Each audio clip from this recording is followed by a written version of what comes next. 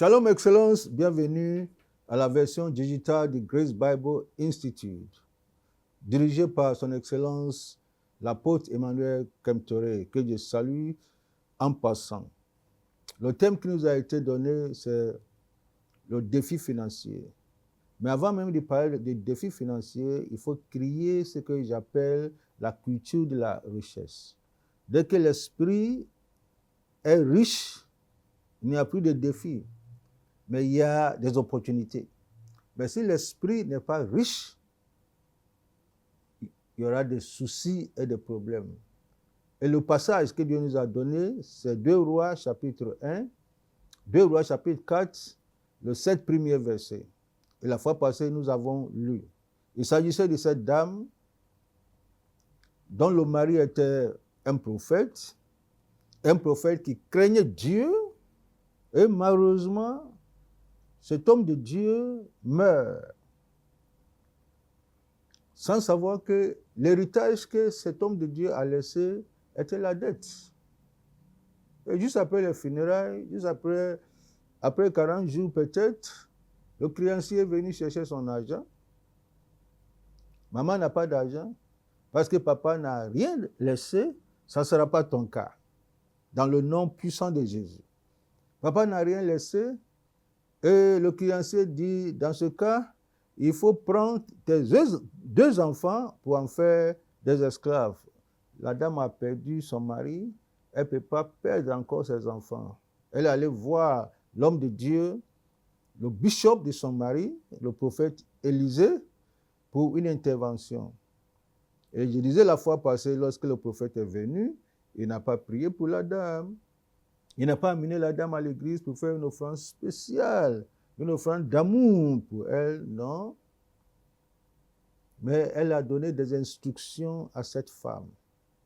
Elle a fait savoir que cette femme était la première solution à son problème financier. Et c'est ce que chaque personne doit savoir.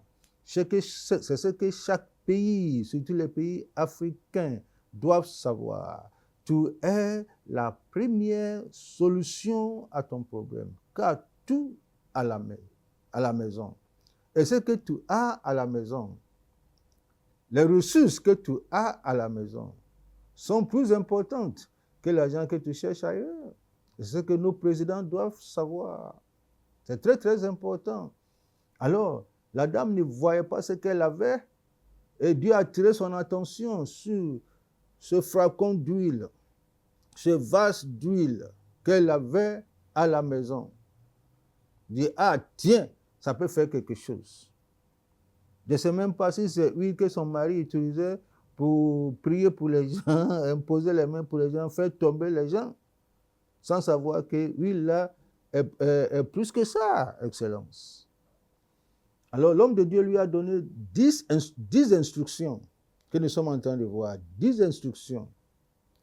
L'homme de Dieu lui a dit d'abord d'aller chercher des vases. Comme il s'agissait de la découverte d'huile, il faut aller chercher des vases. C'est très très important, des vases. Et il dit au dehors.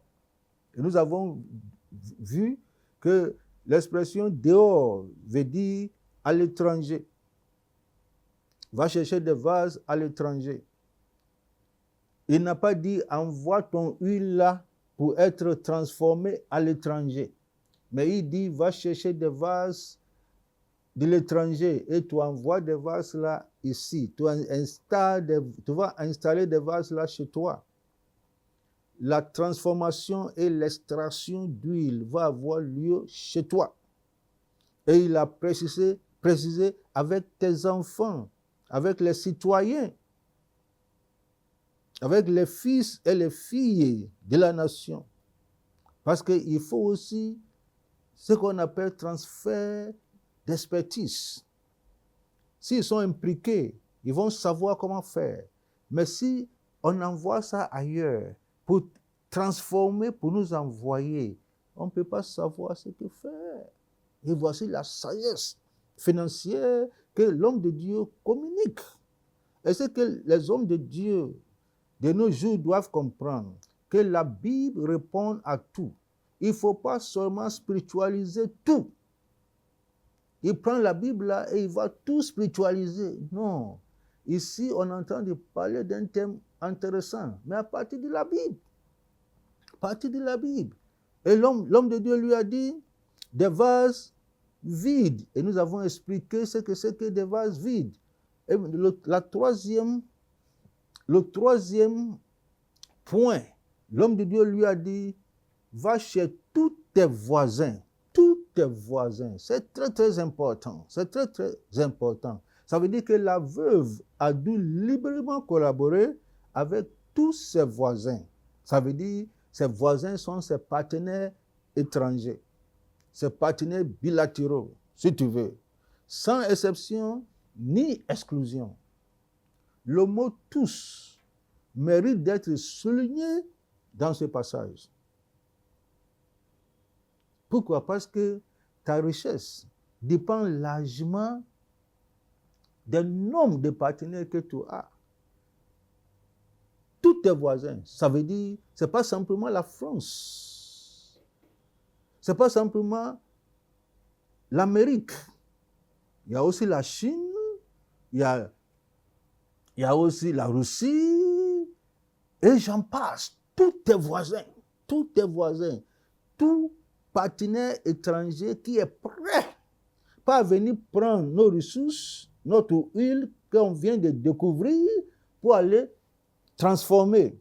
Mais tout partenaire qui est prêt à venir chez nous pour installer des vases, installer des usines pour l'extraction et la transformation de cette huile-là chez nous. Et qui va aussi impliquer nos enfants dans la création de la richesse. C'est ce que l'homme de Dieu lui a dit, Excellence. Et c'est très, très important. Malheureusement, nos leaders africains, ils savent, mais on ne sait pas pourquoi ce qui est découvert chez nous doit être transformé ailleurs, et on transforme ça ailleurs, on vient nous vendre ça cher. Non. Non. Si c'était eux qui avaient huile, ils allaient transformer ça chez eux, s'il te plaît. Même si quelqu'un venait ailleurs pour utiliser ça, il allait exiger, comme le prophète faisait, que la transformation ait lieu là où on a découvert l'huile.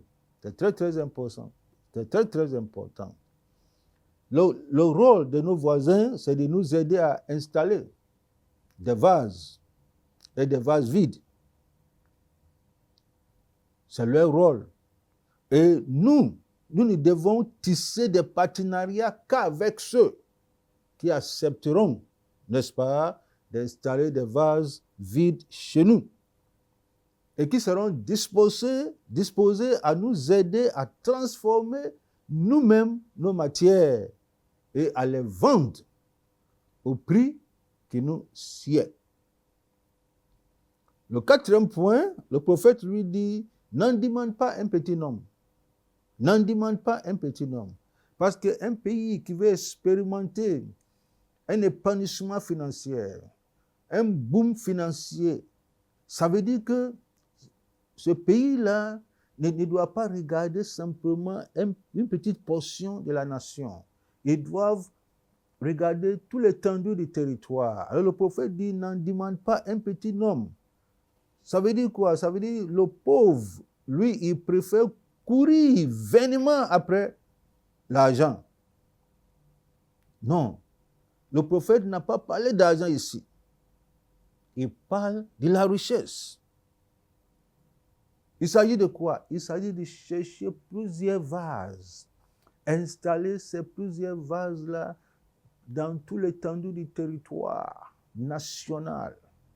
Ça permet aux enfants, aux fils et filles, les dignes fils et filles de la nation, n'est-ce pas, d'avoir du travail. D'avoir du travail. N'en prends pas un petit nombre.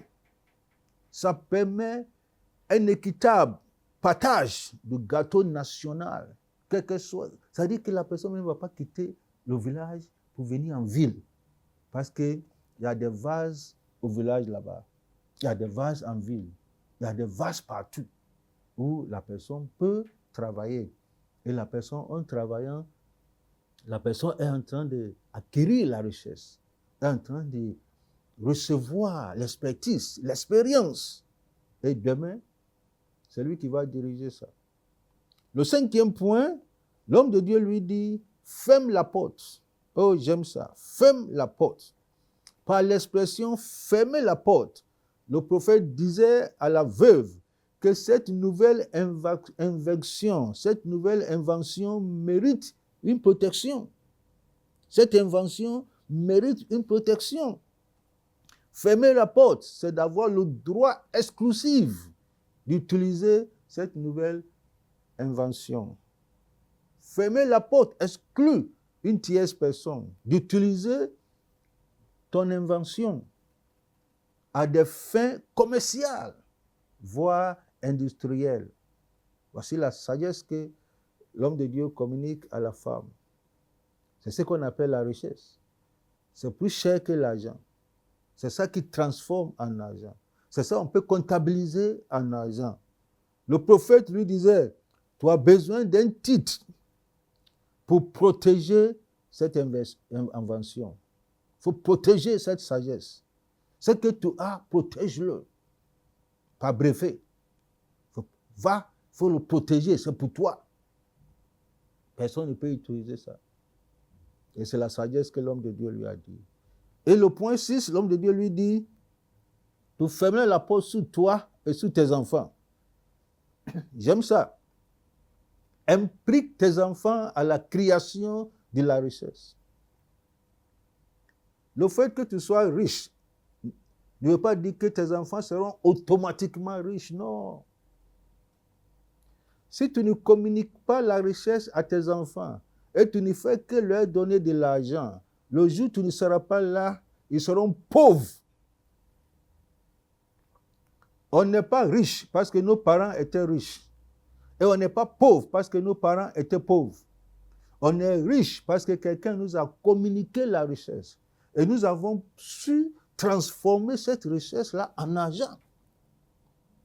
Alors, l'Africain, tout ce qu'il cherche et tout ce qu'il connaît, c'est l'argent. Non. L'argent, c'est le fruit de la richesse.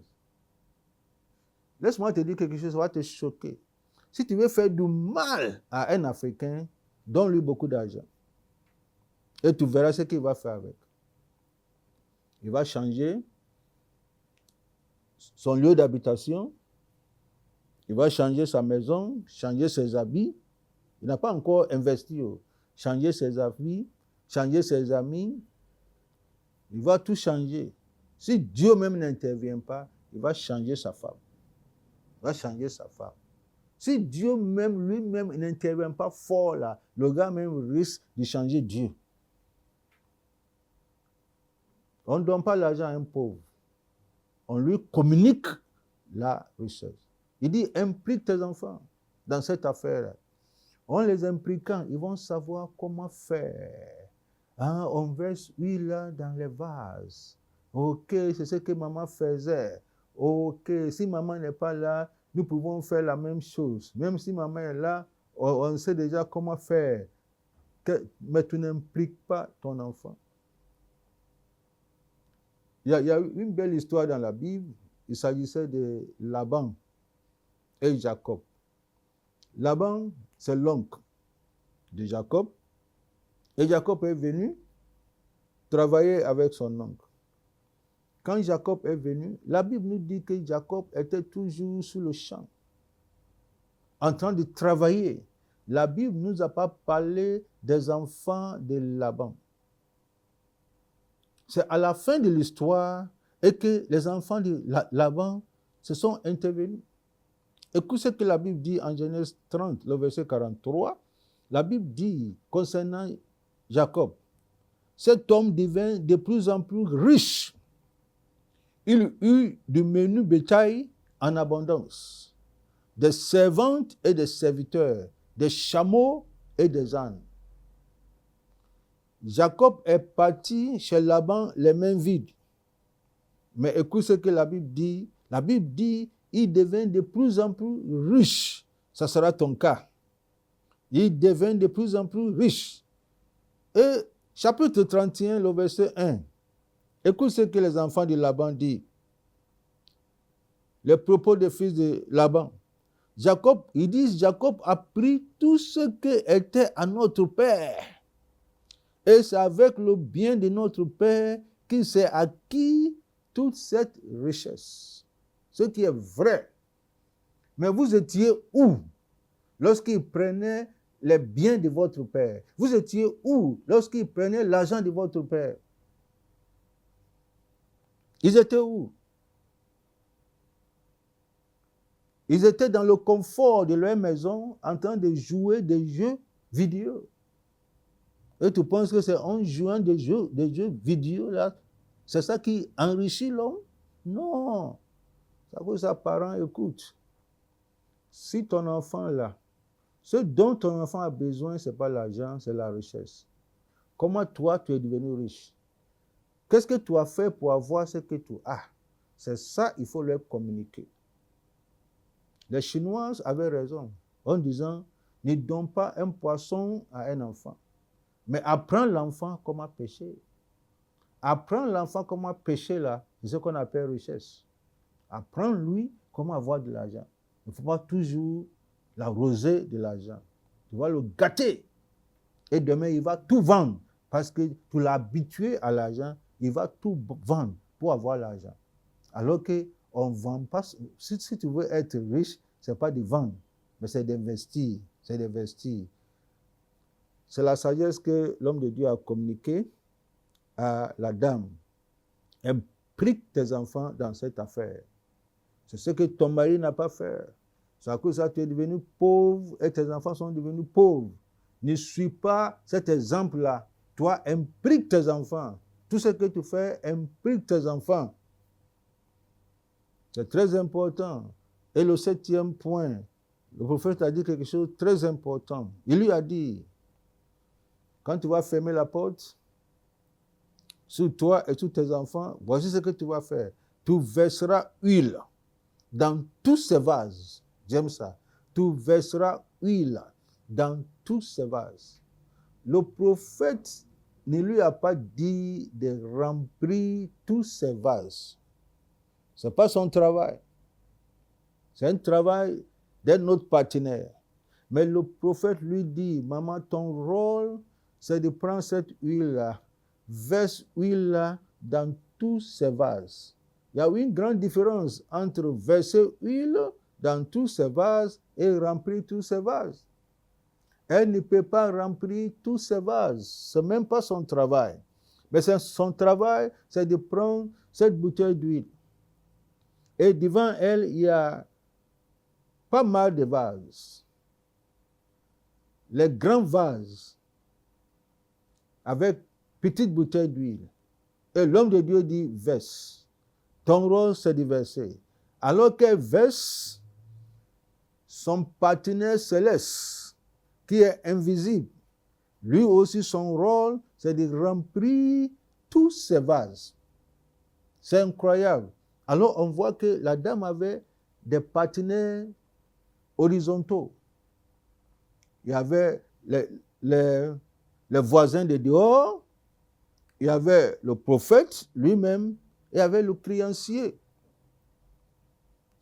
Mais au-delà de ça, elle a aussi un partenaire céleste, un partenaire invisible, qui est plus puissant que tous les autres partenaires. Et chaque partenaire joue son rôle. Elle-même, là, elle joue son rôle. Son rôle, c'est aller chercher des vases.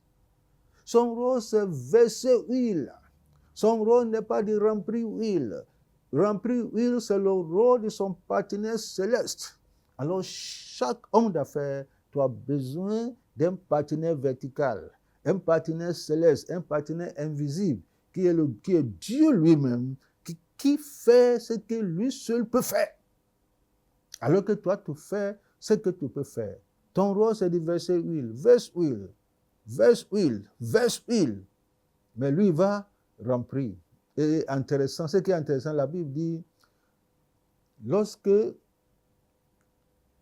tous les vases étaient pleins, oui, il s'arrêta. Pourquoi oui, il s'arrête? S'il y avait des milliers des vases, l'huile n'allait jamais s'arrêter. Qui devient obstacle maintenant au flot et au coulement d'huile? C'est nous-mêmes. C'est nous-mêmes. Alors quand tu impliques ce partenaire financier, ce partenaire céleste et vertical, ce partenaire invisible, il n'y a plus de limite de là où Dieu veut t'envoyer. Il n'y a plus de limite. Et la limite là, c'est toi-même qui imposes cette limite-là sur toi. Et c'est ce que Pierre a fait. Lorsque il était à la pêche, Jésus vient et Jésus demande Pierre de lui donner son bateau. Il lui donne le bateau, Jésus va prêcher, va faire son ministère. Pour lui dire merci, Jésus dit à Pierre, va en eau profonde. Jésus lui dit, va en eau profonde. Et il dit, jetez le filet. Il faut bien voir le langage. Va en eau profonde. C'est, en grammaire, c'est le deuxième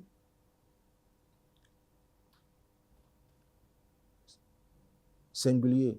Va en eau profonde. C'est deuxième personnel. Singulier. Maintenant, il dit, allez.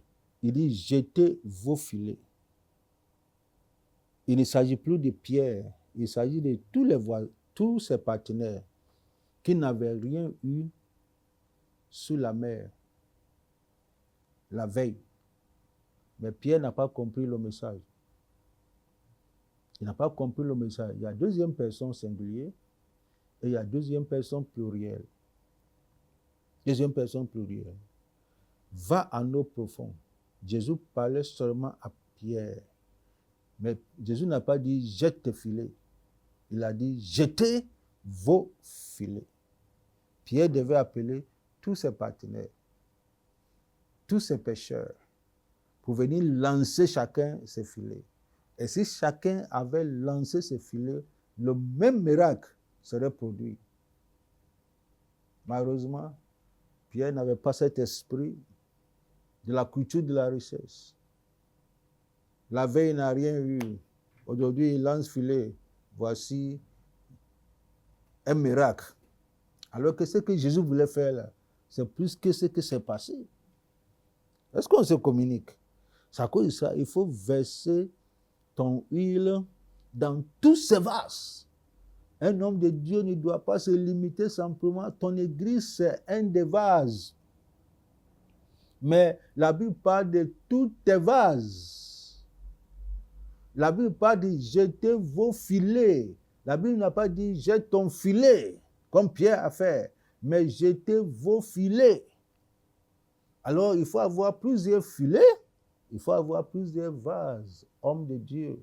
C'est ça. Si tu veux être indépendant, tu veux être autonome de l'Église, il ne faut pas avoir simplement un seul filet, un seul vase, où tu vas mettre tous tes trésors là, sous ce vase-là.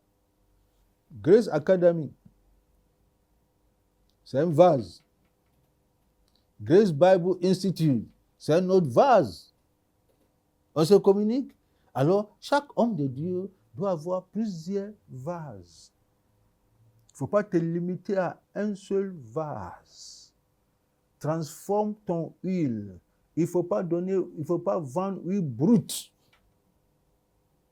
Transforme huile là et tu donnes. Tu es un pasteur, tu as prêché ton message. C'est huile brute, tu as donné. Tu as transformé ce message-là en livre. Ce message que tu as prêché dimanche là. Maintenant, tu le transformes en livre là. Tu auras minimum 5000 livres ou 2000 livres. Et ici, là, le message que tu as donné en brut là, c'est gratuit, s'il te plaît. Mais le même message que tu as mis sous forme de livre, que cette fois-ci, c'est 2000 exemplaires ou bien 5000 exemplaires qui va servir un grand nombre de personnes. L'argent se trouve dans l'huile transformée. L'argent ne se trouve pas dans l'huile brute. C'est ce que tu dois faire. Et j'espère qu'on se communique. Et le prophète lui a dit, on avance, voici ce que le prophète lui a dit. Verse huile, j'ai béni Dieu que tu as un partenaire céleste, un partenaire, alors que toi tu verses, lui il remplit. Alors que tu verses, il remplit. Il ne va pas remplir ce que toi tu n'as pas versé. Pour qu'il remplisse, il faut que tu verses d'abord. Le vase là est plus grand que la quantité de ton huile.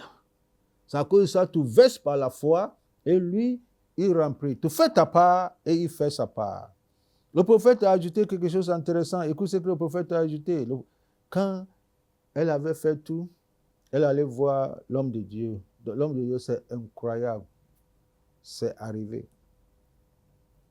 L'homme de Dieu lui a dit, va vendre huile. Maintenant, il y a deux types d'huile. Il y a huile brute, il y a huile raffinée, huile transformée, laquelle on doit vendre. Va vendre huile. Il s'agissait, n'est-ce pas, d'huile transformée. Cette huile transformée, on vend. C'est ce que l'Afrique doit comprendre. Mon cher continent doit comprendre qu'on ne vend pas huile brute. On vend huile transformée. Tu ne peux jamais être riche si on ne fait que vendre huile brute. Il ne s'agit pas de qui est au pouvoir, qui n'est pas au pouvoir. Si l'Afrique veut aller de l'avant, l'Afrique doit avoir cette mentalité de la culture de la richesse pour transformer ce que Dieu lui a donné avant de les vendre. Le pasteur doit savoir qu'on ne vend pas le message brut. Il faut transformer ton message. Transforme ton message. Le chant qui chante à l'église doit savoir qu'on ne vend pas huile brute. Ce que tu chantes là, tu peux mettre ça sous forme d'album. Ça va aller au-delà de la frontière de ton pays. Il faut savoir comment tu peux transformer ton huile brute. Et huile raffinée, c'est ça qui te donne de l'argent. C'est ça qui te donne de l'argent. Et c'est ce que j'appelle la culture de la richesse. Et si l'esprit devient riche, la poche, c'est la riche. Mais si l'esprit n'est pas riche, et on met beaucoup d'argent dans la poche, je te rassure, l'argent là, ça va partir vite. On va te trouver au restaurant, grand restaurant, en train de manger. Parce que tu manges ta semence au lieu de manger ton fruit. Va vendre huile. La différence entre le pauvre et le riche est que le pauvre vend ses produits bruts. Le riche, lui, il les transforme avant de les vendre. Va vendre huile. C'est ce que nous devons faire. Vendre le produit transformé. Et le prophète lui a dit, après, va vendre huile, le prophète lui dit, paye ta dette. Il n'a pas encore dit manger.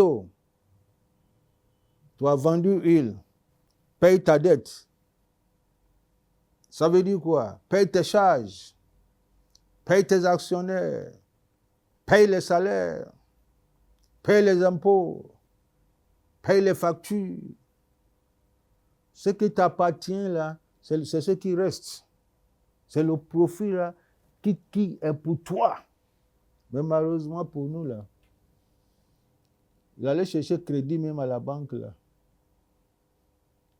Il a déjà payé voiture avant de commencer à investir. Il a déjà payé des habits, des grosses chaussures et montres. Ça montre que ton esprit est pauvre.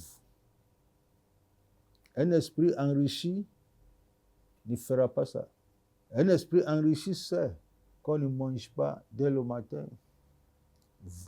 Paye ta dette, paye tes charges. Paye tes charges, paye ta dette. Et le prophète lui a dit, 10e point, le point 10, tu vivras de ce qui reste. Tu vivras, toi et tes enfants, de ce qui reste. C'est ce qui reste là qui est pour toi. Mais malheureusement, le pauvre, lui, vit de son capital. Alors que le riche, il vit de ses profits. Tu vis de quoi? Tu vis de quoi? C'est ça qui est important, Excellence. Alors, pour clore, laisse-moi résumer ça pour un pasteur. Pour un pasteur, le prophète dit, va chercher des vases. Il n'a pas dit un seul vase. Va chercher des vases. Ton église est un vase. Mais le prophète dit, va chercher des vases.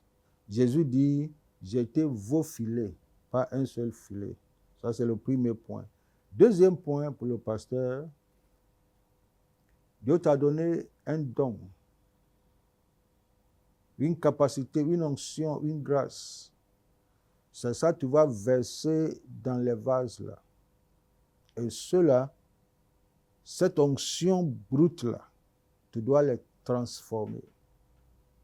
En les transformant, tu as besoin de partenaires. C'est très important. Tu as besoin de partenaires.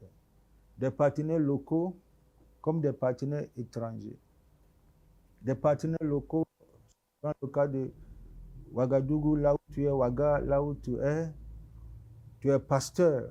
Le quartier où tu es là, il y a des églises aussi qui sont là. Il y a des pasteurs qui sont là. Tisser des partenariats avec eux. Tisser des amitiés avec eux. On n'est pas des ennemis. On n'est pas des rivaux. On travaille pour la même cause et pour la même personne. Ce sont des partenaires. Tisser des partenariats. Je prêche chez lui, il prêche chez moi. Il y a certaines offrandes, ton église ne peut pas te donner, mais tu peux avoir ça ailleurs. Quand tu prêches chez toi, là, on ne te donne rien, parce que tu es chez toi. Mais quand tu vas prêcher ailleurs, on te donne offrande. Alors, il faut avoir beaucoup de partenaires, beaucoup de voix dans le voisinage. C'est très, très important. Et aussi à l'étranger. Ça fait partie de la création de la richesse. C'est ça. Quand tu vois Bishop Kemtere en train de voyager là, est-ce que tu penses que c'est amusement? Ou bien il a envie de voyager? Il est en train de tisser des partenariats, tisser des amitiés. Il invite les gens à prêcher, il est béni, lui aussi il s'en va prêcher et il est béni aussi. Mais quand il vient, il ne nous dit pas qu'il a été béni. Il se tait, il ne parle pas, mais sa poche devient lourde. C'est ce qu'il faut comprendre. Pour verser huile, on a besoin de partenaires. Il dit, verse huile et consulte Dieu qui est ton partenaire céleste. Consulte lui. Il va te dire de poser des actes qui dépassent l'entendement des hommes. C'est ce qu'il a dit à Moïse de faire. C'est ce qu'il a dit à la veuve de faire. Et la veuve a fait. C'est ce qu'il a dit à Pierre de faire. Et Pierre a fait, mais Pierre n'a pas compris. Pierre n'a pas compris. Alors on a besoin de partenaires locaux, nationaux et internationaux. Élargis ta tente. Il ne faut pas être dans un petit coin quelque part et c'est toi qui es le géant et le tueur des géants dans ce local-là. Non.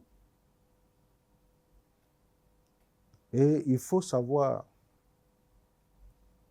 qu'on mange ce qui reste.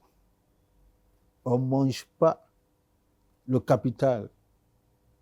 On mange ce qui reste. Paye tes charges. Paye tes charges. Fais tout. Ce qui reste là, c'est pour toi. Mais ce qui reste là, Salomon dit, ça même là, il faut investir. Il faut investir. On a parlé de ça dans l'introduction. Il faut investir. Et si tu fais ça, je te rassure, tu seras financièrement puissant. Tu vas avoir la stabilité financière. Tu vas avoir la sécurité financière. Et au-delà, tu auras le surplus financier. Et tu seras une bénédiction pour les autres. Que le Seigneur te bénisse. Amen.